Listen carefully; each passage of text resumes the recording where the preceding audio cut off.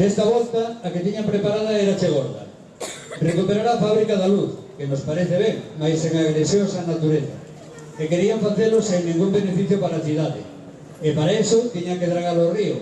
E para iso tiñan que facer un dique. E despois facer outro dique. E facer tamén unha ou dúas escadas de peixes. Que sei eu? E claro, fixeron un dique tremendo e meteronlle terra. E non respectaron o proxecto inicial. E fixeron o dique ilegal. A Confederación Hidrográfica do Miño Sil di que non é legal.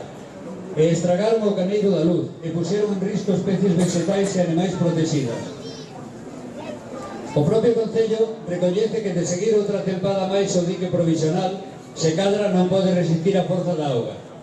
Este ano, un tronco moveu unha pedra dun dos piares da nosa ponte, romana ou o que sexa. Imaginadevos o que podería facer unha riada de pedras do dique polo río Baixa. En todo este tempo, nós non estivemos paradas, aínda que moita xente do Lugo non se dese de conta. Convocamos rondas de prensa, escribimos comunicados, mantivemos reunións co Concello, coa Confederación Hidrográfica en Ourense, con partidos políticos, todos os que teñen representación en Lugo.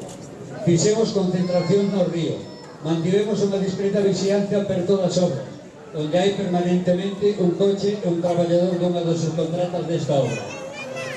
Recollimos sinaturas, organizamos unhas jornadas divulgativas no museo, confeccionamos unha unidade didáctica, fixemos un vídeo, e máis. E todo isto, según di a Voz de Galicia, entre 10 persoas e unha faixa. Isto é mentira. Somos ben máis de 10 persoas. Canto máis non faríamos se fose Lugo inteiro dependendo do seu río. En todo este tempo, os outros tampouco non estiveron parados. Ás veces non foi doado conseguir unha reunión. Hubo que insistir en moito. Tivemos que ler calumnias e acusacións, sobre todo na Voz de Galicia. Loitar sin medios con unha empresa que adicaba especialistas e cartos en intentar neutralizarnos.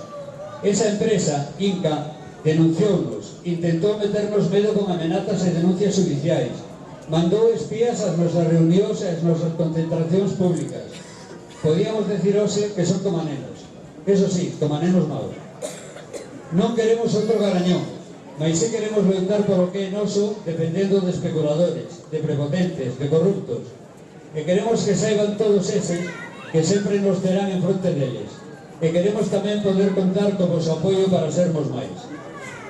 A plataforma formámola ADEGA, Asociación Galega de Custodia do Territorio, Asociación de Amigos do Patrimonio de Castroverde, Ateneo Granaxe, Carneiro Alado, CIGA, Cooperativa Vico de Grao, Cultura do País, Madia Leva, Masa Crítica, Sindicato Labrego Galego, Só Río Miño e as organizacións políticas ACE Esquerda Unida, ANOVA, BNG, Compromiso por Galiza, Espazo, ECO, Lugo Novo e Podemos.